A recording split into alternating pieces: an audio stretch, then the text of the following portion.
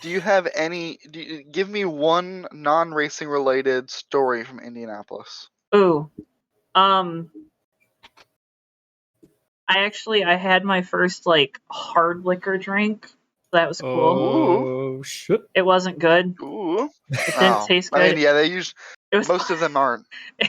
this bar. The waitress comes around and she's like talking about, and because we were just getting drinks in this place because it was like a Mexican restaurant. My one buddy couldn't really eat a lot of the stuff, so we were gonna go somewhere. We were gonna go to a place across the street where we knew we could get something. So we were just gonna get drinks, and we did. And the lady like suggested, the waitress, she suggested this like rum punch that they had, and I was like, okay, you know what? Screw it. Only live once, right? And comes back and she's like, oh, well, we only have enough for one, and my buddy ordered it, and I'm like, you know what? You take it. You'll enjoy it more than I will. And I'm like, I'll be good. I don't need anything then. And she's like, oh, no, you should get something here. What if we could get some like pineapple juice and rum? And I'm like, sure, whatever, fine. I just don't want to not buy anything. It was weird. I don't want to ever have that again. And that was the only drinking I did all weekend. Wait, so what was it exactly again? Sorry. It was rum and pineapple juice. Do you know what kind of rum? I have no idea. No. I don't drink either, so I'm just curious. So it was not fun. I bet if we tried something, we could find your drink, Joe. But we probably could. They kept trying to get me to get like really fruity drinks, and I was like, "Yeah, we're not gonna. I don't want to go down that path necessarily." I'm gonna go ahead and tell you right now. Yeah, that'll be like, it's like haha funny joke. Those drinks, unironically, taste so good.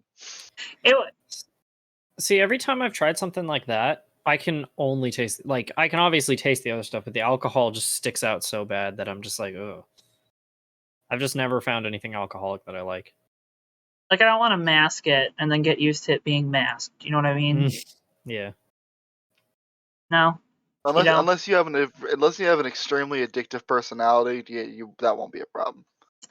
Heyo. Anyways, another story. Sunday night, we were walking. I think it was Sunday night. We were walking back from dinner, and this dude was like going crazy, like yelling at this other guy that was like trying to calm him down. I'm assuming it was like he was like a sponsor or something for him, and so that was we definitely walked very quickly by them. Yeah. Oh, and then at the race on Sunday during that long red flag, I know you said nothing race related, but I don't think this counts. This dude in front of, like, over to the left and in front of us kept trying to talk to my buddy, and he just kept screaming about NASCAR needed to hurry up and clean up the track and talking, it's BS. It was, that was funny. And my buddy just every time the dude tried to talk to him would just look at his phone. Oh my god. Dude also was smoking in the grandstands, which is a big, you're a jerk if you do that, so. Yeah. You know. God, there's nothing worse than like somebody repeatedly trying to talk to you and you're just like, yep, all right. Didn't ask. Please. It's like the worst thing in the world. Yeah. Oh, brother. Oh, brother. I guess we gotta start the show, right? Yeah. Guess that'd be a good idea. This is the I had show. a segue opportunity there and I didn't take it. Here, hold on. I guess we gotta start the show. Well, no, it was before that. We gotta rewind the show. Yeah, that guy saying stuff sure was annoying. Yeah. Yeah. Oh, damn it! I forgot what it was now. Okay, let's just start the show. I cannot believe it. Hello, everyone. This is a very special edition of the Fake Racers podcast. I'm Joe. I'm Davey. I'm Matthew. Sorry, I'm a disappointment. No, you're not. Only to us. Yeah. There you go. And this episode won't have timestamps because I am an idiot. Anyways, we hope you had a very fun weekend watching all the racing. I had a fun weekend. I was there. Cool experience. Wait, you were in Indy? I was in Indianapolis, you know? It was fun. It was really cool. IndyCar, NASCAR, same track, same weekend. It was cool Saturday to kind of see all the IndyCar shirts and You know what I mean? And there was like a decent amount of people that left after the Indy GP, which was weird. That's funny. I'm assuming funny. I'm assuming they went to like somewhere else to sit because like it wasn't it felt like there were more people there on Sunday, which I wasn't expecting. I was expecting there to be less people because Indianapolis is so IndyCar crazy, right? It's in the name. But I was pleasantly surprised. Our Saturday seats weren't as good as our Sunday seats. Our Sunday seats were literally right on turn 1, which was cool. Nice. And there's qualifying, and I like watching qualifying because I'm weird. I'm sure you didn't see anything controversial in your turn 1 seats. Probably pretty boring. It was so boring, man. I mean, it was awful. But let's start talking about the races. Because you guys are going to have to give a good opinion about the stuff on TV. And again, I don't have the note sheet out. No, I do. We'll start with the IndyCar Big Machine Vodka Spiked Coolers Grand Prix. That was all over the place. Right off the tongue. It does, doesn't it? Will Power wins it, dominates it like he does every other race here on the Indianapolis road course. I think he's 5 for 11. Is that what the stat was? Something like that, yeah. Insane amount of wins on that. So, good for him. Survived some late race restarts.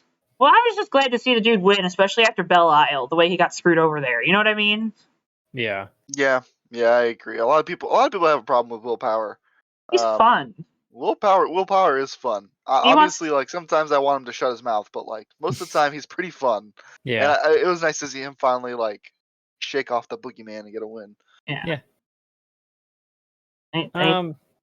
Yeah, it was a decent race. I caught the highlights of it. I missed it live because I was tired and slept until like noon on Saturday. But it was a clean race, but it was, typical IndyCar. It was a decent race. So, and Grosjean chasing down Power down at the end, but not able to get by I was bummed because I like Romain Grosjean a lot, but Power deserved to win. So I was I wanted him to win so bad and be there. You know what I mean? It would have been so cool. But it was a great race. It was pretty much clean and green. I think who jumped the curb?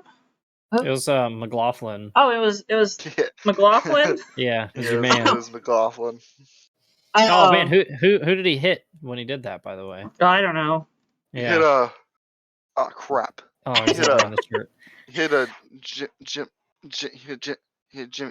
Jimmy Johnson. There you go. Jimmy Johnson. Fight. Jimmy Johnson. No, I really like this shirt, man. That PPG car is so good looking. But smoking. I almost got a New Garden jersey, like Davey has the Jimmy Johnson jersey, but couldn't spend that much money. But it was a good race. They are, but the IndyCar stuff is actually kind of a lot of the stuff's a little bit cheaper than the NASCAR stuff if you know where to go get it. But great race. Grosjean he got second, ended up, even though because he was behind Herta most of the time, was able to capitalize on the late race restart. Didn't have any push to pass at the end, which was probably his downfall because they thought having stickers was going to be enough to hop Power, who only had the scuffs. But it was a great race. Great to see. It was fun to watch. Austin Cindric then helps complete the Penske sweep of the day. Another race that was kind of it was outside of that first lap. There wasn't any other incidents. Like everything else there was a couple debris cautions, a couple cars stalling. Chris Wright went up dog, but that was about it. Yeah. That little outside curving incident on the first lap set us up real nicely for an extravaganza on Sunday. Yeah, I'm sure that was the only curb related incident all weekend. Only one. So, It was we're sitting down there, we're watching them go through, like they're going through Ford. We kind of lose them a little bit because they have like a building there where they're doing a concert or something after the race. So we lose them for a little bit, see them right as they go into that kink, and then all of a sudden it's on like Donkey Kong. I can't for the life of me understand why they put that there. The outside one? Because if anything, last week when I was talking about the paved runoff at Watkins Glen. So it's like, oh yeah, we're going to pave all this runoff so you can use it. But then the very next week, you're like, now we're going to punish you for doing that. So it's Was like, was it there for the IndyCar race? No. Oh God. They installed it for the Xfinity race. Yeah, that one's a little weird. Yeah. That one specifically, it's like big time problems. Turtle. I think that's weird. Unless like NASCAR listened to our last show and was like, Matthew said they shouldn't be able to use the runoff, in which case it would be my fault. I'm sorry. It's Matt's fault. But it just doesn't make sense to me. Not only like it's not consistent with what they do for runoff, but also cars are naturally going to sweep outside on corner exit, and you've put a speed bump there. Yeah. Yeah. Especially like, yeah, you know, that's pretty tough. And you know, we're gonna get to the other stuff that happened on Sunday, but like, even no matter what you think about that, at least that's like that's an acceptable place for a high curb, you know, on Sunday that we have an issue with. Yeah. On the outside of the corner is just like, yeah, what?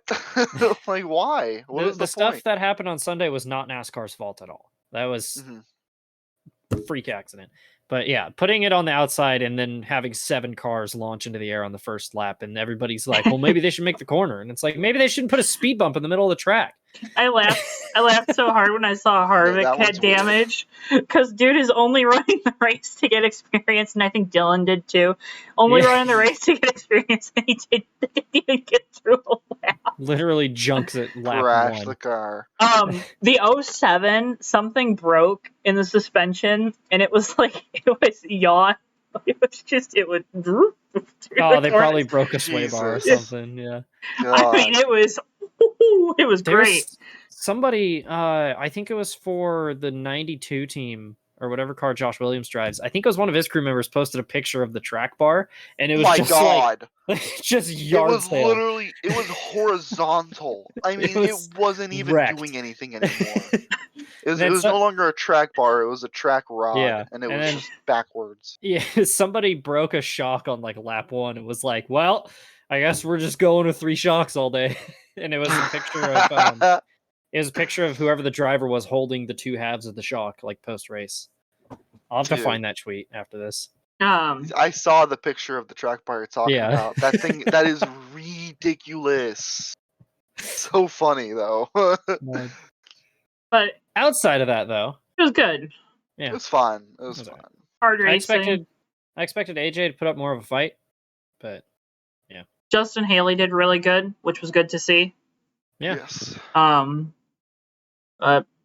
Lally finished up there as well. Yeah. Yeah. They get top 5. Top 5, I believe. He probably at least got top 10. Which I love for Andy Lally. I love that Andy Lally's been getting in these Xfinity rides and doing good. Going ham. He was doing good Sunday too. He was up until what car was he in on Sunday? 78. Because Kyle Tilley had something come up, or he was sick or something. He's supposed to be in that 78. Yeah, something like that. Also, he didn't get Max Pappas on Saturday, which was going to be really cool. So we got JJ Haley instead, which... Yeah. Oh, Kyle Tilley got hurt. Yeah. Okay. Oh, yeah, he's also sitting out Le Mans because of it, I believe. Yeah, I just found the guy who's replacing him for Le Mans. So... Yep. That's right. You jogged. But yeah.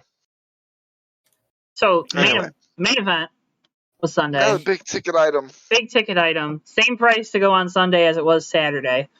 Pain. Like, come on now. Seats on Sunday were better. So maybe that was it. Cup Series. William Byron started on pole, was very impressive in qualifying. Got out to a lead, missed a corner. Briscoe got by. Everyone pit, of course, for the stage because it's a road course. Reddick, someone else, and then Austin Dillon all stay out because the regular season points battle's going on. We get through that. Start of stage 2. Briscoe's out front, loses the lead. Or maybe Larson and Chase got by. I don't remember what happened. Whatever. Kyle Larson goes on, dominates stage 2. dominates the third stage up until there is a late caution for debris on the back straightaway. And that's where things go a little bit crazy. Yeah. This is where it begins. So let's talk about it. So first off, I mean, where do you guys want to start? You want to start with the curbing? I mean, the fact Let's that do it was the coming curb. up. So the caution that came out, this was with like 8 laps to go, I think is 9. what it was. It It was for debris because somebody hit the curb really hard and ripped something off the undercarriage of their car. Now, it Probably looked like an belly oil band or pan or something. I don't know what it was. They showed a shot under the ensuing red flag, which we'll get to, of them removing a splitter from underneath the curb. I don't know if that was from that incident or if that was from something else, but clearly somebody had speared into that curb at some point because under that caution, there was a dude with a little handheld saw going to work on it, trying to fix something. And then obviously they restart and either Chastain or Kurt Busch hit something. But actually, gotta go a little further forward than that because Larson went over it and hit it first. And something came off of Larson's car. Then one of the 2 Ganassi cars hit it really hard and just yard sailed debris everywhere.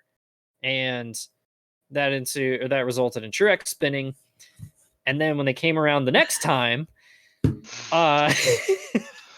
William Byron said, "Let me try to use this curb." Well, so they talked to him, or I saw an interview for him, and he was saying, "Yeah, I saw it," or maybe it was during the red flag, and it was the interview on the jumbotron. Yeah, I saw Kyle's car; it did something really weird, so I thought, "Oh crap, I got to get off the curb." And by then, it was too late. I was in the air, and you can't steer in the air. Yeah, because they show that on board, and like you see Larson hit it, and there's like a little bit of smoke or whatever. Yeah. Or I can't remember if like a little piece of metal comes off. And then Byron goes over it, and the right front just digs into the curb, and then all hell breaks loose. Yeah. And then, like, Logano was the only one I think who sale. got the whole nose of his car ripped off from it. But No, I don't think it was Logano. Because his splitter dug in, and it literally ripped the nose off his car, and then he went into the tires. If you watch the replay of it, Logano's car is yard sailed before he's even in the tires. And then there's someone hit it, and like someone like hit it, and the car went up on their almost went up on its side, and someone hit them. Yeah, Bell hit it and caught air, and then Suarez I think drove under him, and then Priest is the one who spun off into the tires right next to Logano. That's right. Yeah. I mean, that was a mess, man. Yeah. In that incident, too, you have the 23 getting penalized for cutting the course, right? Is that next one? It's the next one. What? Oh, that's right. Yes. Okay, so back to this incident then. So they decide, the next instance where they take the curb away. No, this is where they took it off because the curb was destroyed. They couldn't race with it. Okay, so they take the curb away. Oh yeah, the next one's where someone decides to be an idiot. So we should stress, not NASCAR's fault. No. That's literal definition of a freak accident.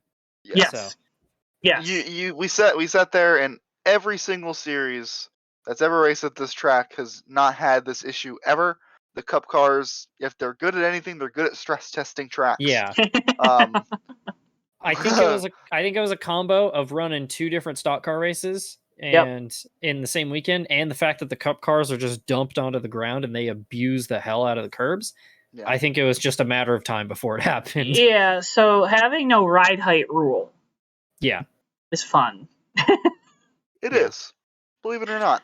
I hate it. Especially when the cars have literal blades sticking out of the nose. Freaking hate it, man. I hate the no ride height rule. I saw a lot of people give NASCAR grief for that. Oh, well, they should know. They shouldn't race under those circumstances. I mean, we're coming to the end of a long race. It was literally 6 laps to go. That's the problem. It wasn't a long race until the last 10 laps. I mean, that's fair, but it took them an hour and a half. Yeah, when they were working on the curb, they were like, "There's like 8 laps. We just need it to last 8 laps. 8 laps, and then we can fully replace the curb." If they thought it was that bad, and then it yard sailed and just destroyed a bunch of cars. I forget. And then because they red flagged, was this the one where you had the long yellow under pacing too? Right? Yeah, no, I think so. Was it the next one? I think they both did because I remember they finished the red flag and then they paced for super long. Okay, because I posted that GIF of that thing where it's the truck about to run into the pole and they just keep cutting to different shots and it never actually hits it, and I was like, oh, it's NASCAR during this yellow flag. So, do you know what happened there? I don't know. Did they show it on TV? Why? Yeah, didn't somebody dump oil all over turns 1 and 2? The 15 car comes out. Left front tire is like this. I have no idea what the right front tire is like. Whatever.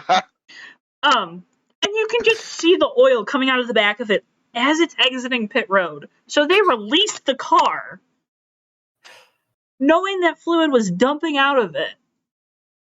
And then he does a whole lap around the track. Yep. And then pulls off. Now, that was James Davison, right? Yes. Yeah, he was the one who had his nose stuck in the door of Kevin Harvick after that crash, too. So, it's just a mess. And the other thing is, I don't know how many sweeper trucks they have at IMS, but I only saw one. Not enough. Yeah, not enough. I saw the guys on I heard the guys on Door Bumper Clear talk about that. How like for the longest time, all the speedy drive that they put in like turn 1 was just sitting there. Yep. And the officials were going out and like kicking at the speedy drive because there's nothing they can do. Like they have like a hair dryer on the back of the truck. Like they did like 20 passes on it. Yeah. Somebody was live tweeting Kyle Busch's radio about it, and like it was like 3 separate layers or like 3 lanes of speedy dry, and there was just like dust rising off of it. And Kyle was like, "How are we gonna go green? We literally can't see." Like, there's gonna be a freaking dust storm in turn 1. Much. I love Kyle It's just Busch. like He's so everything that could go wrong was going wrong under that yellow, and then somehow it got worse. Yeah, it did. So we got, they give the drivers a pass at the kink, so that get rid of that curb. That way they can see where the boundaries are, and then Michael McDowell decides that he still needs to go over the boundaries and ramp off the turtle. He blamed someone running into the back of him. Did you guys? Could you tell? So I didn't see anyone from the video. I think Bowman punted him because Bowman was behind him, and there was a large dent in the nose of the 48 after that, and he was complaining about somebody who ruined his race at Sonoma, and Bowman was the one who dumped him in the hairpin. So maybe either Bowman punted him going into that corner or hit him after he hit the curb. It was one of those two, probably. Or McDowell just blew it and blamed it on Bowman. One of the two. Yeah. Or one of the three. So all I know is Bowman was in the vicinity of him when it happened. Also had, that was the Bubba taking the evasive action thing.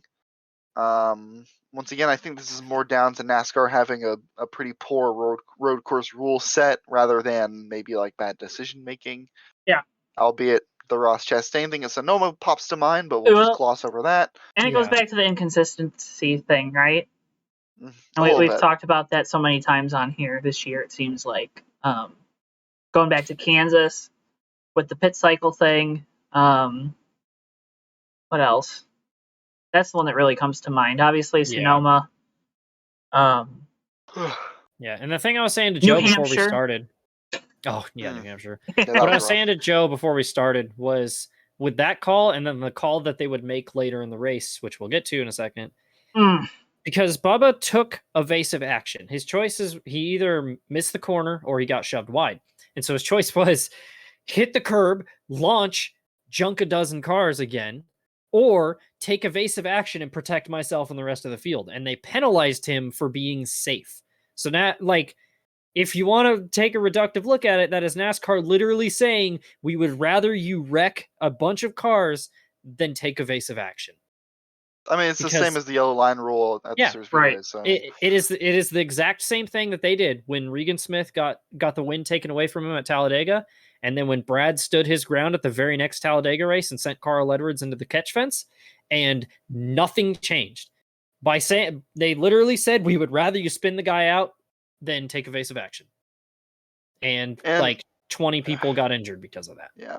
Once again, I think that's a huge failure on the NASCAR twisty tracks rule set. Giving the guy a send to the back for that. I mean, just make him give back the spots he gained if he gained. He didn't even gain a spot out of it. Then exactly. It was completely pointless. It was so stupid. it is what it is. I mean, every racing series in the world will let you do that. Yeah, I think. Yeah. Um, It's if NASCAR wants to move to a more road course oriented schedule like they're doing, they need to figure out these rules. yeah. Because every other racing series treats these things on a race or incident by incident basis. You can't just make this. I mean, in theory, you want to have, an overarching rule set so you don't have to make these judgment calls. But things like that, it's just fundamentally wrong to me to penalize somebody for literally protecting himself and the whole field. Because we saw literally 5 seconds later what happens if Bubba doesn't do that. They wrecked a half a dozen cars again. And Austin Dillon's pretty much out of the playoffs now because of that. And I'm not going to sit here and say that like they should never penalize a driver for, going off and cutting the course. Because I'm like, I feel like you should have your finger on the button ready to do it. But when they take a look at the situation, that should go away, Situations are situational. Exactly. Take your time, review it. I'm sure they did a little bit, but like once again, those rules are messed up. That said, really, really good move by Bubba Wallace to take that penalty, take that on the chin. Ended up like 13th or something. Yeah. Really good, really smart move, smart thing to do. Who cares? You got a penalty. Your car was safe. Yeah. Heads up driving. Seriously, saved his day. It sucks that it probably cost him a top 10 because he was running really well all day. Before that, I mean, in his case, it's better to finish 13th than like 30th. So. Yeah. Right. Anyway. Yeah. On to the last restart. How about that? Is that where we're going now? Because I was in pain. Here we go. Goes back to those rules, right? Can't wait to talk to two people who like Chase Briscoe about this. I like Chase Briscoe. I like Chase. Yeah, I was going to say I'm not a huge fan of Chase Briscoe, but I do like him. So let's talk about this restart. So NASCAR is not doing the kid any favors right now. Let's start with that. Releasing a bunch of radio communications on Twitter. What? Fox's media channel. Is... Yeah, Fox. It wasn't Fox. NASCAR literally sent something up. But I know Fox did, but NASCAR a couple hours ago put out another video. Trying to stir up controversy? No. Never. So, there's people saying Briscoe jumped the start, blah, blah, blah, blah. Watching it live, Hamlin spun his tires. I mean, yeah, I didn't hear anything saw about that. him start jumping. Yeah, I know. I'm just saying, people on Twitter be crazy. Hamlin spins his tires, couple guys, stupid restart into the road course race, right? Going into a heavy braking zone. Briscoe outbrakes him down into the corner like the guy on the outside has been able to do in any car. That's how Cindric grabbed the lead in Xfinity. Grosjean made the pass on Colton Herta the day before. An Indy car on the outside down into one all day long. Briscoe gets shoved wide. If you think he gets shoved wide, he goes wide, whatever. Doesn't stay on the course, cuts through the grass. Goes back to what Matthew was saying, right? You're going to penalize... Let's talk about this for a little bit, though. Let's talk about this for a little bit. So he goes off... Good. Oh, just turn one, or turn the whole, one? Yeah. The whole thing? I have something to say about this because I think people overstate and they try to predict what would happen if a certain different outcome had occurred. I think it's BS. Yeah. Denny Hamlin doesn't leave the room. That is a fair assessment to make. Whether he got bumped from behind or not, he didn't leave the room. It might not be his fault. It might be. I know he got a bump from behind from Dinger. I know he didn't leave enough room for Chase Briscoe on the outside. Fair assessment. Chase Briscoe didn't have to hang a left, didn't have to go all the way through the grass. He could have went straight through the grass and then got back on. I mean, they're when they go through that corner, they move back out to get back to the left for that left-hander that happens after that. There would have been room eventually. Now there's not grip on the grass. You don't have to hang a left. You don't have to hang a left. You don't have to cut through all that. I mean, he ended up way ahead of Denny Hamlin. And yeah, Denny Hamlin got back by. I don't think he let him back by the way. Like, he was fighting for that position. It still slowed him down. He didn't let him back by. Denny Hamlin just passed him. He had no intention of letting him back by. But you also don't have to hang a left. You don't have to hang a left. I'm going to disagree with what you said about him being able to get back on the track at 2. Because he's forced out into the grass, so which means he already has less grip, so he's not going to be able to brake as much. And the alternative is force his way back into a pack that's already 3 wide. Somebody's going into the dirt if he does that. Okay. The alternative is to get yourself back on track, get yourself back maybe in 10th or whatever, and then, maybe you can fight your way up back to a top 5 because he had a fast car. Kyle Larson did that in the restart before. Yeah, he lost a lot of spots. He got pushed off track, but he finished 3rd. Chase Briscoe ended his day. Heads up driving, you got to do it. He didn't do it. I'm sorry. See, but I think it was heads up because he just decided to get away from the incident entirely and take back second, which was his, before that incident happened. Because if Denny doesn't push him wide there, he's battling Denny into turns 3 and 4. All I'm saying is Kyle Larson finished 3rd and Chase Briscoe got DQ'd. Yeah, but he got DQ'd because of a rule that we just agreed is garbage. You can't cut the course, man. I'm sorry. But he got forced wide. He didn't get forced wide out into the middle. Was there a car to his left when he was out in the middle of the track? So wait, David. But I'm saying David, he's taking literally the safest route to get himself back on track instead of just launching his car back into the pack. Because we just agreed that Bubba shouldn't do that. But then Briscoe, you're saying that Briscoe should force his way back into the pack and potentially crash more cars. I'm not saying that the rule isn't stupid. I'm saying the rule the precedent was set with Bubba. It happened. We saw it. Everyone saw it. Everyone knew. Kyle Larson didn't take that risk. He got shoved out wide, ended up 8th. Finished But he 3rd. didn't end up in the grass in turn 1. He could have. He didn't let himself. He moved his way back into the track, just like Chase Briscoe could have done. No, but he didn't hang a left down to the middle of the grass. You're missing the point that Briscoe was in the grass because he got pushed out there by Hamlin. Because if you watch the replay, no, he wasn't. Larson did not get pushed into the grass. How did he end up on the outside? And because Kurt Busch outbraked himself and turned him and ran into the back of him and got him sideways and made him miss it. Made him miss the exit. Yeah, but it didn't send him into the grass. That exit still closes off. But you're ignoring the fact that Larson didn't get pushed into the grass, which is incredibly important to this. I don't necessarily think that's entirely true. I don't think I think they both ended up wide and they couldn't get back on the track where they needed to be. Dave, if you rewatch the replay, Hamlin runs his car all the way out to the grass. He goes literally all the way to the car. I'm not saying he doesn't. So then what's the point? I'm just saying Kyle Larson was in basically the same situation, did do the same thing. What Davey's trying to say, this is my beautiful drawing. Can you see it? All right, it's probably backward. No, I understand what you're saying is that Larson got pushed wide, but Larson didn't get shoved into the grass. No. We're 3 wide, right? We're 3 wide right here. Yeah. Davey's saying that instead of going like this, like Briscoe did, Briscoe should have went like this, like kind of tried to get back on. But he can't because Denny Hamlin is there. There's literally a car taking up that spot that's pushed him all 4 tires into the grass. And the alternative is to force his way back into the pack and wreck cars I don't know if this is important to you, but Kyle Larson gets moved out of line, tries to get back in line. Matt DiBenedetto is there. I mean, this is exactly the same situation. This is literally the exact same situation as Chase Briscoe. I don't think it is. I think it's apples to oranges. You want Matt DiBenedetto, by the way, can't move over for Kyle Larson because Chase Briscoe's there, by the way. So, hey, I mean, I'm just looking at this. I just think it's grasping at straws. If I'm being honest. What kind of straw is that? He was screwing up my stuff. What's that? Oh, sorry, I did mess it up. Yeah, that's okay. God. Hi, I'm half a Joe. It's half a Joe. Whatever. I tried. Anyway, I'm looking at this. I'm looking at Matt DiBenedetto. He's Kyle Larson. Oh, look, Kyle Larson's on the grass. He's on the grass. Oh man, he lost so many spots, but he didn't hang a left in the middle of the grass and get all his spots back.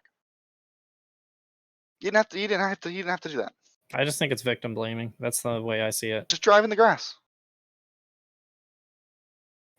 So, I don't know. I just disagree. Hey. I'm not going to blame a guy for taking evasive action and protecting himself. I'm just speaking from the perspective of a driver who wants to save his day and not end it. And Chase Briscoe ended it. Well, okay, first off, cutting the course didn't end his day. The incident down in, turn 8, turn 9 is what ended his day. Yeah. That's not, so start there. But I knew it was going to be a penalty. The moment I saw him go into the grass and stay into the grass, right? We're also operating under the assumption that he knew that Bubba got a penalty before that. Right, but I didn't know Bubba had a penalty. I didn't know he was under penalty. I knew Chase Briscoe had a penalty running through the grass like that. I mean, here's the thing, though. This is his coming out party, in a sense, to the Cup Series, right? This is the first time he has been up inside the top 5 all season long for a reason other than pitch strategy. Yeah. Because he was fast, because he had more laps on the track, because, hometown morale boost, a confidence boost, whatever. He's going for the win.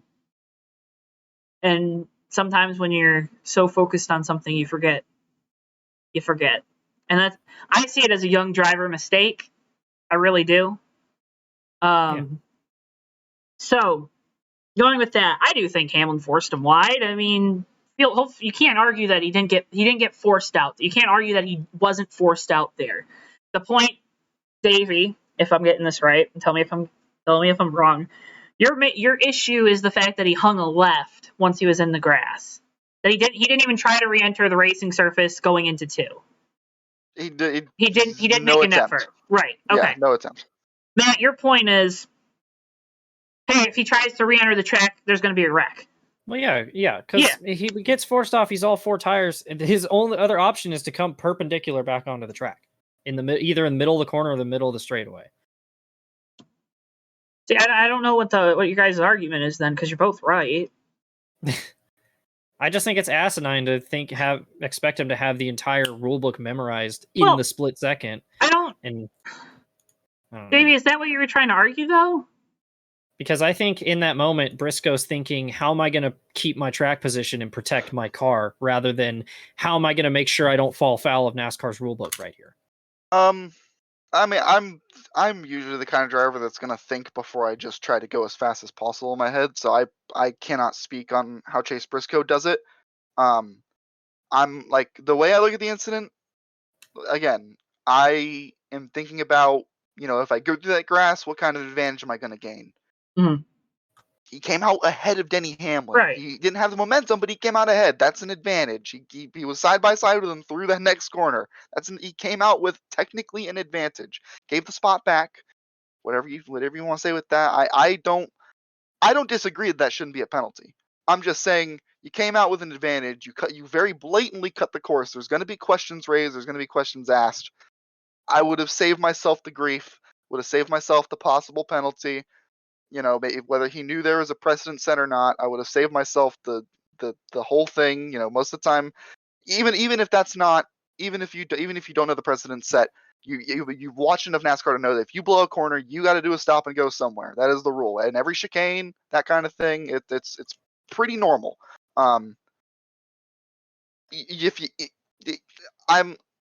I do not have sympathy for Chase Briscoe not wanting to drive on the grass. He drove on the grass anyway. Why not just drive on the grass there? Like, you wouldn't end up penalized.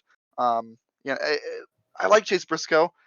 Again, I'm not saying that it's not a dumb rule. I'm just saying we're looking at this situation with the context attached to it. He could have done a much better job giving himself a better shot at finishing the race in a better position, like Kyle Larson did. Not a big Kyle Larson fan, but he did it, and it was smarter. And take what you can out of the day. I know he wanted to win, I get it, but hanging a left into the middle of the grass was not going to net you whatever you think is going to net you. We're not in the 80s anymore. Dale Earnhardt Sr. is not going to miss a corner at Riverside, and NASCAR's going to be okay with it. We're past that. We're not much past that. They were okay with Ross Chastain doing it, so. Yeah, but I mean that's Ross Chastain. He probably couldn't see. Yeah, I mean, like I said, I was yelling to my friend who was really excited that Briscoe came out of that okay, unscathed. Yeah, he's got a penalty. He's gonna I knew he had a penalty when I saw it, because that's how they're gonna call the rules, because they've been very black and white. They don't care why. That's why that yellow line rule, with the way they have the wording about forcing someone down there, is so stupid. Because you're making a rule because you have a rule, right? Yep. makes me want to drill my brain out. So there's that, but going down the back straightaway, Briscoe's had the faster car than Hamlin. He's most likely not aware. I mean, I don't think he's aware that he has a penalty. Yes, no, thumbs up, thumbs down. Do we think he was aware? I don't think he was aware. Yes, no. Only he will know. True. I don't think Tony Stewart walks away cheesing as much as he did from that conversation without him knowing that Chase knew he had a penalty. But I mean, only he will know what that situation was. Tony's words were good too, talking about how he stood up for himself and stuff, which is I think something you have to do as a young driver. Yeah. Especially now. But so, whatever corner it was on the far side of the track. I can't see it. Dumps Hamlin, dumps him. Matt, we were talking about this beforehand. Yeah. And Briscoe talked about in his post-race in an interview, talking about how he saw everyone was taking this corner a little bit wider. So he was going to, this is his opportunity in his mind, whether he knows he's under penalty or not, to try to take the lead. So he goes low, under Hamlin. He's there, all over the back bumper, and it just doesn't let off. I don't think he dumps him. I think he runs him over. And there's a very big difference there. Yeah, so this is what I was saying before we started recording. So it's that left-hander and then to a tight right-hander. And he's all over Hamlin's bumper the whole time. This is how you can tell you're talking about racing because you're using your hands. And he's all over Denny's bumper, and Denny's kind of wide. And Denny's trying to swing back to the left so he can arc into the next corner. Briscoe's there and just hooks him. Yeah. So, yeah. Not saying Denny turned in on him, but it was just a matter of Briscoe wasn't lifting and Denny was trying to arc in, and he just hooked him. And this is why I don't think Briscoe knew about his penalty, because then they go down into 11 or 12 or whatever it was. He goes around the course to stop. If you know you're going to have a penalty and you don't want to screw up your entire day, I don't think you're going to run a guy that hard. I really don't. Chase Briscoe has never if this was like a Robbie Gordon or Tony Stewart, right? I mean, Robbie Gordon has literally done that. Exactly. Yeah. There'd be more, evidence to believe the opposite thing. Yeah. But crappy circumstances, right? Yeah. Yeah. So I will say, goes through the corner. The moment, in the moment, I thought it was intentional. Having watched the replay now, I don't think it was intentional.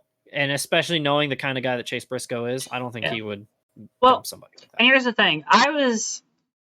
If it was intentional, I was happy. If it wasn't intentional, I was happy, because Hamlin ran him off the course a couple restarts before that, a couple times, off of two. Actually ran him off the course. So I felt like there was already, I going into that last restart, if there was not gonna be any give and take from the 14, especially because Hamlin had already kind of done him over a couple times. Because Hamlin is the slower car in this case, older tires, so he's kind of he has to be a jerk like that. And that's what NASCAR wants. So AJ Allmendinger inherits the lead. That was cool. Goes on to win. Speaking on the Chase Briscoe thing, I didn't really get. Sorry. I didn't get a chance. Everyone just skipped. I'm sorry. I guess everyone's done. I guess everyone's done hearing from me. I guess that's fine. No. I'm like, if he did know and he's lying about it, and he did know and he dumped him knowing that he had a penalty, I really hope it's not, because I like Chase Briscoe and I want to keep liking him. And if he did that, I don't care. I don't care what everyone says. I don't care if people say this is so based. That's BS. Damn, just it's Bush League. And if they determine that he's lying, and that they can't determine that he's lying, it's a nonsense rule. Like, he would have had to acknowledge it, like actually acknowledge it and proof that he acknowledged it. Dynaco's all mine. I mean, yeah, there you go, exactly. Like some sort of Dynaco's all mine moment from the Cars movie, I guess. That's where we're going with it. It's just, God, it would have been that would have been bad. That would have been really Right. bad. I would have not liked Chase Briscoe after that. I really, really hope that he's telling the truth and that he didn't know that he had a penalty. I don't agree with the physicality, even from Denny Hamlin, let alone from Chase Briscoe. I running someone over for a win is never going to sit right with me. But I know there was physicality before that from Denny Hamlin too. Definitely exciting. Yeah. But I just hated to see it because the race up to that point had been quite good, even with the chaotic curb thing. Like that was not really anyone's fault. It just was a freak accident. Like the race had been really good, and it seemed like it was once again going to be marred by this catastrophic situation at the end with weird situations and weird contexts and just it was just lame. That's been NASCAR for like the last year and a half. Is it just seems like they can't do, like, even though the curb thing wasn't their fault, it just feels like they can't do anything right. You know, every time they have like this really great race or this new event, something's going to go wrong. Yeah, it's just going to make them look like a clown show. NASCAR is finally to take note from IndyCar. You get a lot of momentum, make yourself seem pretty cool, and then just piss it all away. Yeah, with a big mistake. That's what Bristol. It rained, and you had the mud on Saturday, and then the dust on Monday. Coda, it rained, and they handled the rain terribly. Nashville, you had all the brake rotor issues, which I guess that's not necessarily on NASCAR, but Road America was good, right? There was one other one too. There was another. The trucks at Knoxville. That was the second half of that race. That was drivers. The second half of that race, they didn't keep up with the track prep at all. And devolved from there. And you can boil it down to a lot of it was continuing declining quality of driving in the truck series. Yeah. And something I'd love to deep dive on one time soon, but postseason's coming up. We only got 12 races left.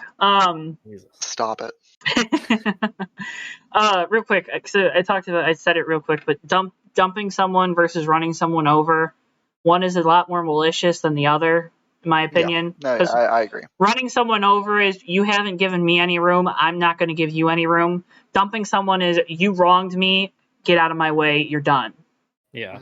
Dumping someone, you end their day. Running someone over, not necessarily. A lot of times you do, but dumping someone, you're trying to screw them over. Running someone over, you're kind of just getting them out of their way. Everyone loved the Intimidator. That's all I'm saying. He ran a lot of people over. But let's talk about this. AJ Allmendinger wins, which was a very feel good. I mean, everyone in the grandstands was cheering, which I don't, recall. Maybe not some Denny Hamlin fans. I was gonna say, at least we didn't get like Austin Cindric wins again. It's like, okay, we got somebody cool winning. Yeah. Thank you for saying that so much. Oh my god, I loved it. Kaulig Racing's first victory. I think this was their 6th or 7th Cup Series start. Something like that. Not quite sure, but they are the quickest organization to ever win a race in the Cup Series. They beat Hendrick. They're up there with like Penske and some other teams, so that's, good for them. Yeah. What this win can do, it helps AJ's bid to try to be in that second car full time, which I don't see them having a full time driver in that second car, just because I think they got Kaz Grala, which he might be getting that 11 car. I don't know. Anyways, if they are going to put someone full time in that second car, it's going to be AJ. If not, just because he won this race. Yeah. Which you love to see, especially if we're going to be doing 6 road course races a year. Oh yeah, easy playoff contender, and the fact that he's like turned into a legitimate contender on ovals too. Yep. Yeah, what a motorsports renaissance for AJ Dinger. Yeah, I mean, good lord, the guy has just turned it around. His stock was so low at the end of 2018 too. Like people thought he was washed up and everything, and it was a miracle he even stayed in NASCAR. Through no fault of his own, by the way, because I think JTG was kind of. Yeah, I think they were putting a lot of resources towards Chris Buescher. They were paying a lot of money to have Chris Buescher on their team. Not just to Chris Buescher, but to Roush. Yeah. But what this win can do for Kaulig Racing, right? I mean, we already know they're going to be 2 full-time cars next year in the Cup Series. Justin Haley's going to be in the 16, which makes a lot of sense. He has some funding with him. Also, he's been the Kaulig guy for 3 years now in the Xfinity Series. They're going to have a second car up there as well, but it's a launching pad for this team. It gives them some legitimacy. Oh yeah, which I think is, they won before Trackhouse or 2311. If you want to say it's a circumstance thing, whatever. You could say that about every single guy that's ever won a race. Maybe not like Kyle Larson, Martin Truex in their Coke 600 wins, but I don't know what circumstances came up in that, but they kicked everybody's butt. Anyways, it's a good jumping off point because now you can sell cheers to sponsors. Hey, we've already won a race and we're not even doing this. This isn't even our full-time gig. We're part-time at this. It's not even a fluke either. Like, they've run really well in the other cup races they've done. Exactly. They've run good at the super speedways with Grala. They've been great on the road courses with Allmendinger. I mean, also, quick shout out. I know I've given Justin Haley a lot of crap. He finished 8th in a Spire car. Yep. Yeah. So, pretty cool. I really wanted, like, going into this, I was like, this is why Allmendinger should be the full-time driver of that car. And, there was a lot of attrition, but total props to Justin Haley for getting a top 10 in a Spire car when his teammate who's kind of outshined him won. So good on him.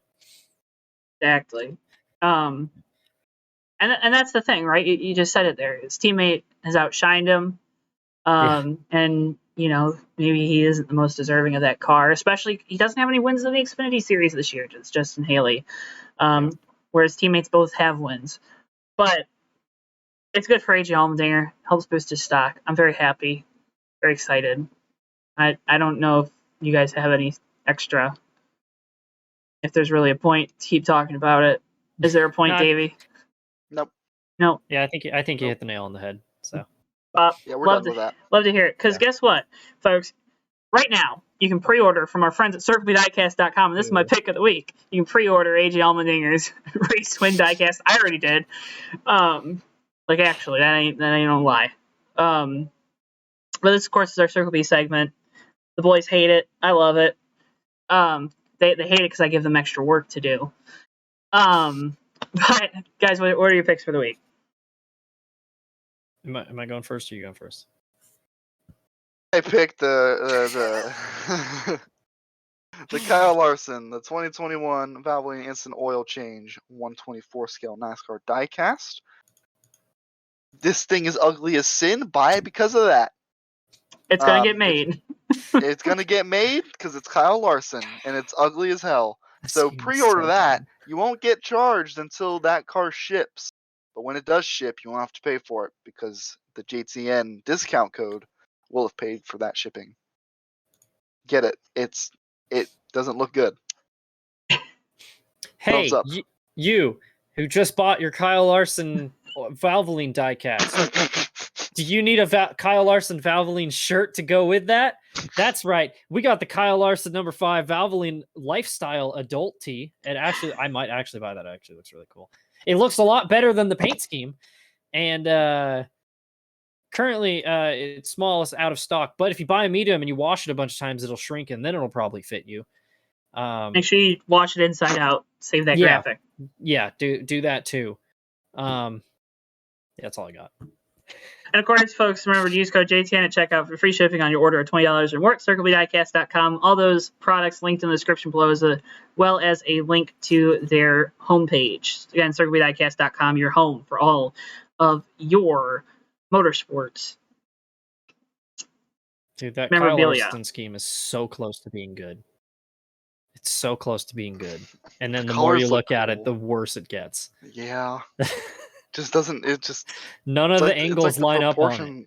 The proportions are all wrong. It just doesn't make sense. Like it kind of looks like an old school scheme that just has like the white and blue along the bottom, but then you realize nothing lines up on it and it's all just this down the side. And I hate it. So anyway. Hey, speaking of stuff that people hated, something that nobody hated. Josh Berry got announced yesterday. He's going to be full time in the 8 car. Oh, Matt has a thing. Let's go! Okay. Well, you blew out the audio. Very exciting news. They announced today that Tire Pros will be on the car for 9 races, so he's already got some sponsorship going for him. Good for we're all in favor of Josh Berry getting an opportunity in the Xfinity Series, right? Okay, absolutely. Oh my God, yeah. I knew when I saw Josh Berry's first Xfinity start back in like 2016, I knew 14. he was special. Was it really that long ago? Holy my crap. God. But I remember just seeing him in that 88 car. I think it was at like Iowa or Richmond, and he ran like top 5 all night. I was like, this dude is something special. And for like the last 3 years, I've been like, when are they going to get Josh Berry in a car? And then this whole deal came together, and I was ecstatic. I love Josh Berry. He's absolutely one of my favorite drivers. You will be hard pressed to find someone who's upset about this. Yeah. Yep. This is such a big opportunity for a Noah pretty good guy. Gregson's probably upset about it. Well, poor him. Let's talk about that. We already know that Sam Mayer will be full time next year at Junior Motorsports. You'd have to assume Justin Allgaier is going to be full time. I think he already has his contract. Yeah. So, Mike Lynette's kind of seems like he might be up in the air just because of coming back from this injury. But I would assume if he wants to race, he can race, right? He brings a lot of funding with him. Yeah. By the way, people that crap on Michael Lynette, I hope you crap just as equally on Riley Herbst, who just passed him in the points besides Annette. Oh, trust me, they do. The fact that Michael Lynette has missed 3 races. I do. Yeah. No, trust me. It's that happens plenty. Yeah. No, I know, but just wanted to remind everybody about that. So we assume that's the 4 that leaves Noah on the outside looking in. There's a couple options. No. Oh, no. He hasn't honestly done that good this year, right? No wins on the season. Outside of Homestead, he hasn't even been particularly close. Yep. Yeah. And Homestead was the ultimate example of a young driver being over aggressive, right? Yeah, I think that was the karmic forces saying that. Even if you don't believe in a higher power, like that made you feel something. Dale Jr. posted on Reddit fuel speculation. I haven't listened to the download this week. It probably came out like right now while we're recording, honestly. Yeah. But on Reddit said, we could run 5 cars. If they get Bass Pro Shops to continue their sponsorship, sure. Came out 2 hours ago. Yep, there it is. There it is. Who was the guest this week? Dale Inman? Mm-hmm. Okay, that'll be a good one. But anyways, where was I going? They could do 5 cars. That's probably hinging on the fact that Gregson can find funding, if we're assuming he's the guy on the outside looking in. There's a couple other options. Obviously, Colleague's going to have 1, if not 2 openings, because I assume they'll probably stick to 3 full-time cars in Xfinity. If not, they'll go down to 2. They'll still have 1 opening, which I would believe Kaz Gralla is the guy for. Yeah. Who else? I mean, he could go to RCR, but I don't see that happening. Yeah. So, in Gregson's defense, he stayed out of trouble for a few months. Mm-hmm. Hasn't done anything stupid since Atlanta. Mm-hmm. But I've tiptoed around it, but I can't stand Noah Gragson. I think he's an absolutely repulsive person and a grossly overrated race car driver. Oh, jeez. He is big. He's worse than. Tell us how you really feel. Oh, I will. He's attitude-wise, he's worse than Pete Kyle Busch, but he doesn't win, so he doesn't even offset it with success. So, he's got 2 wins. He's won 2 races and wrecked his teammates in the other. Yeah. Basically, cruised to a win at Daytona, which I'll give him credit for that one. Junked Justin Allgaier for a win for Bristol. And outside of Homestead, hasn't been particularly close since then. And he's done nothing but cause trouble, and he doesn't get results. So, big Noah Gragson fan. I will not even be the slightest bit upset if he gets dumped for Sam Mayer and or Josh Berry. So, man, Matt just threw down the gauntlet. I could go even harder, but I'm not. So, pretty big Noah Gragson fan. Matt Stillman. We have a profanity rule in this show, so I have to tone it down a little bit. So, plus, Joe, what you think about? What's on your brain? Yeah, it's a results-driven sport. I don't know what his deal is with the Bass Pro Shops and the Black Rifle Coffee, who are sponsoring him for every single race this year, if that's a partnership that will continue. I saw a lot of Black Rifle Coffee t-shirts. Didn't see a lot of Noah Gragson t-shirts. But sometimes you have to weigh the cost benefit analysis, right? Yeah. The benefit of having a guy like Noah is he's going to do something, whether it be stupid or good, to get media attention. And that's like 75-25, good and whatever. Good media and bad media. There is such a thing. Despite what people say. But he hasn't gotten the results. And this even goes back to him in the trucks. And this has been a problem with a lot of the KBM guys. Harrison Burton didn't get results in the trucks. Gregson didn't get results in the trucks. Christian Eckes didn't get results in the trucks, although that was probably not fair to him with the rookie season and whatnot. But there's this history of this dude just kind of being thinking he's bigger than what he is, and that creates a toxic environment on a team, in a shop. Doesn't matter if you think he's a good guy or a bad guy. But when a dude is constantly getting in trouble for, not knowing when to shut his mouth, that's a pretty hard thing to correct. That doesn't come probably 10, 15 years too late.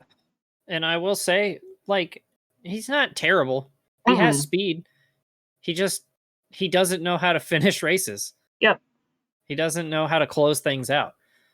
And he's in year 5 of top tier equipment, and he has 4 wins in NASCAR, which I know wins aren't everything, but he's not getting the results. He's barely top 10 in points this year because he can't stay out of his own way. Yeah. Wins mean a lot more, I think, in the developmental series. Oh yeah. Yeah, absolutely. I mean, he has less wins than Justin Haley, who we've all been crapping on this whole time. Wait, people have been crapping on him? Justin Haley? Yeah. Yeah. I didn't know that. Huh. I mean, we've seen how much I've crapped on Brandon Jones over the last few years, and Brandon Jones has twice as many wins as him. Does he? Brandon Jones has 4 wins? Yeah. He won 3 last year. And then he had 1 win before that. Oh, man, you are right, too. Jeez. Yeah. Ouch. It's just he's not a terrible driver, but it drives me up the wall to see Noah do stupid stuff and just make a tool out of himself, and then listen to the Dale Jr. download and have Mike Davis enable him and tell him I have no problem with him ramming into somebody on pit road while his car's up on jacks, or insulting David Starr's career or things like that. At some point, it's either I'm sorry I've parlayed this into a Noah Gragson rant, but yeah. It's just for me, Josh Berry getting a full-time junior motorsports ride and Noah being speculated as the guy on the way out is good triumphing evil in my mind. So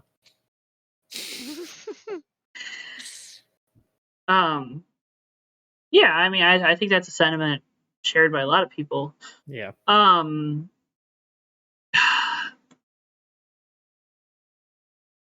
Sometimes you need a little bit of humble pie, right? Yep. I think Noah's probably needed that slice for a year now. So. Yeah, you would have thought he got it at Homestead, and then. Some people don't learn. Some people don't learn from the lessons that are put out in front of them. But Josh Berry going to be full time in the Xfinity Series next year. We're all very happy for it, and we like that it gives us some speculative stuff to talk about here for one topic of the week that isn't about actual racing. So let's start talking about that racing, because we got a lot again this weekend. Trucks and IndyCar are both at Gateway. Let's start with trucks. First race of the playoffs. Austin Hill has been on an absolute tear as of late. Won the last 2. So I mean, I'm excited for Gateway. Yeah. Are they putting down the traction compound? I thought there was maybe talk of the resin that Nashville used. That's what they're using at Michigan. Oh, they're using it at Michigan. Yep, okay. Which I'm excited for. So that's that. I haven't seen anything about it. I hope they're not putting it down, because it screws up the IndyCar race. Yep.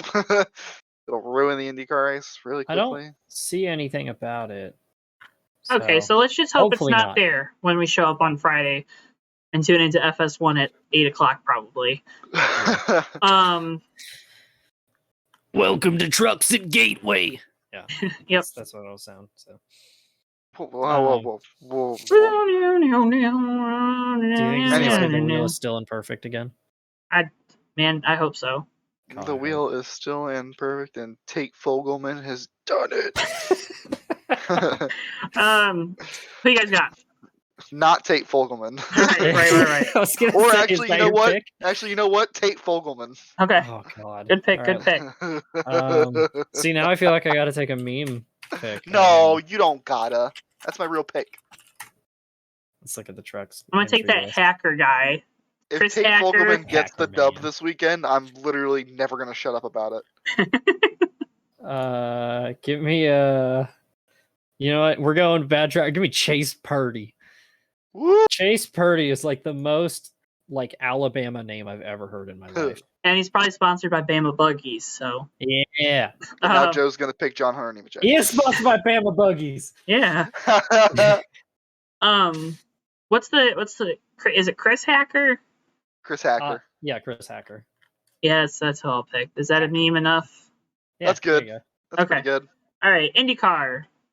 Oval racing. I think this is the last oval of the year, too. Romain Grosjean's going to make his first career oval start, which is exciting. I'm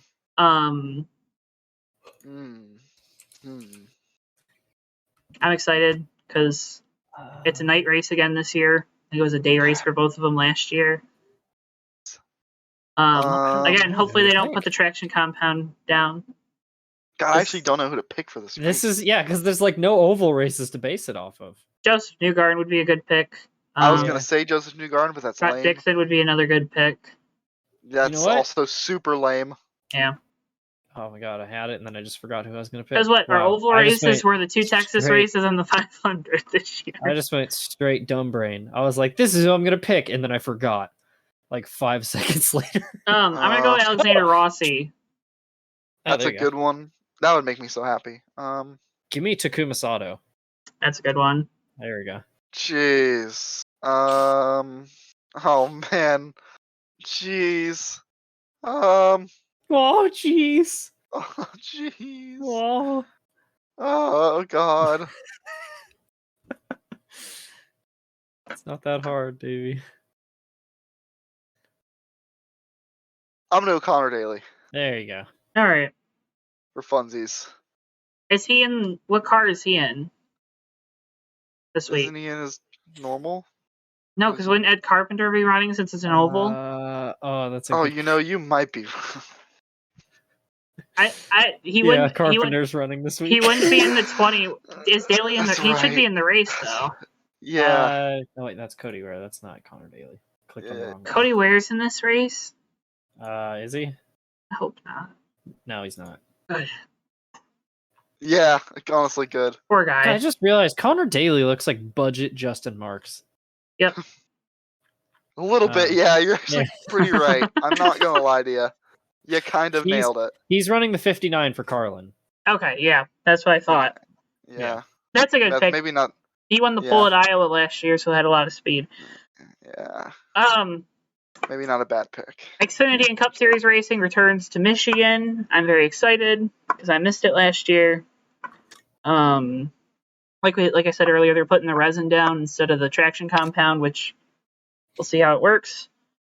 Still not too hopeful, but maybe it'll work good. We should start a segment for Xfinity races. Yeah. I have a new podcast segment idea. Yeah. Okay. You want to know what that segment is? What? Let me For our picks, Hemrick or the field. I'm gonna pick the field every time. That's probably a safe pick. Why do you hurt me like this? Bubba Wallace is going to be in the 61. Tyler Reddick's going to be in the 23. Oh, sick. I don't know of any other Cup guys I have the entry list. running the race. Yeah. I'll pick Bubba Wallace just because I think it would be cool if he won. I was gonna pick Bubba Wallace. Okay, you can pick Bubba Wallace. No, I don't want Bubba Wallace. I'll pick Daniel Hemrick. I was gonna say, if you take Bubba, he's gonna take Hemrick, and then he's gonna curse him again. No, I already took Bubba, so Oh my can't God. go back on your picks. He took Bubba. Tyler Reddick would be a good pick here. I'm asking for 1 week where nobody picks Hemrick to see if it works. That's all I'm asking for. Harrison Burton might be a good one. Yeah, just give me Harrison Burton. All right. Everything hurts and I'm in pain. Sam Mayer. Don't know why he'd be good to pick, but you can pick him. Yeah. Pick Noah Gregson, since we all talked smack about him. He's probably gonna I almost did it. I almost did. Right as I'm like, he doesn't win races, and then he's gonna win like 4 in a row to start the playoffs and make me look Ty like an Gibbs. ass. I'll go Ty Gibbs. Lame. Gross. Lame pick. Okay. Yeah. Cup Series on Sunday. Funny coming from you. If I say you can't pick Kyle Larson, Okay. which I don't think any of us would because we're not stupid and lame like that. I feel personally attacked. Were you gonna pick Kyle Larson? I was thinking about it. Because that's kind of lame to pick Kyle Larson at his best track, with knowing that he will have the best car. Yeah, the point's to win though. It's not about winning or losing, Joe. It's about winning. It's not about. All right, who are you gonna pick then? Say it. I don't know. Let's go. Honestly, the Larson picks are just to spite you at this point. That's fair. So. I got to pick. Who? Matt DiBenedetto spoils some chase parties and Ew. locks himself in. That's pretty good. I like that pick. Gets his race win so Ryan Blaney fans can shut up about how they're upset that he hasn't won as many races as his Penske teammates in Penske. It's not like Blaney's winning a lot of races either. And Blaney has that finishing problem too, doesn't he? Yeah. Give me. Ooh. I love it. I love it so much. You know what dude's been on a hot streak? Give me Christopher Bell.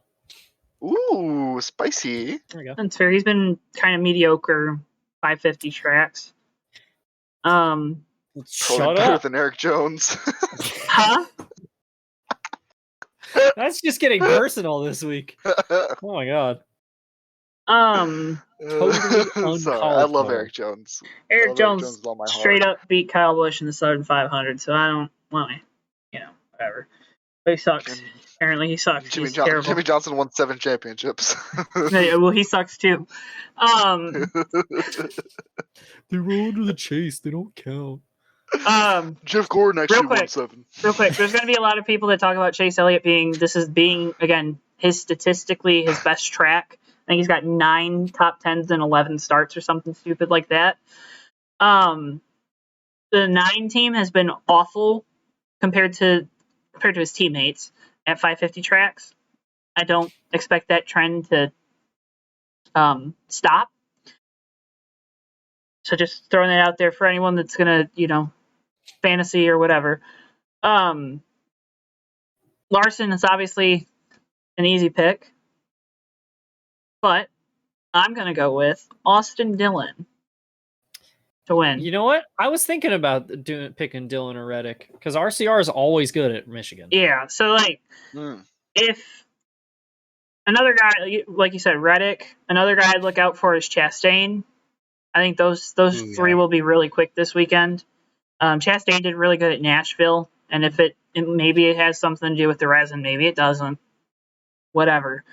But I would expect those 3 to be really quick this weekend. They're going to be putting all the time, all the effort into this car because Daytona in August is the last race. Yeah, you can put a lot of time, funding, money into that car, but it's probably not going to net you anything. Where Michigan, maybe it's a little more of a sure bet to put a lot of funding into the car. But yeah, Reddick, Dillon, RCR will bring the heat. Dillon should have won this race, I think, a few years ago, it felt like, watching, and then he ran out of fuel or something. He was just as quick as Harvick, just didn't have the track position. So, bada bing, bada boom. Sad that there's only one Michigan race. I feel like we've just guaranteed a Gregson Chase Elliott sweep because of that. Now. Yeah. If it happens, it happens. Pain. Yeah. We have this effect on people. But that's it for the podcast this week. This was the Fake Racers podcast. Thank you guys so much for listening. Make sure if you haven't already, hit the like button on YouTube, subscribe to us on YouTube. Also follow us on our podcast platforms. You can go to anchor.fm/JTN to get the whole RSS feed. Matthew, let's start with you this week. Where can I find more from you? You can find me on Twitter at mstillman51, on YouTube at lots of air punches, on YouTube at DaleJune88Rocks. And hey, you with your Kyle Larson diecast and Valvoline shirt now, do you also like football? Check out Oof Sites. That's all I got.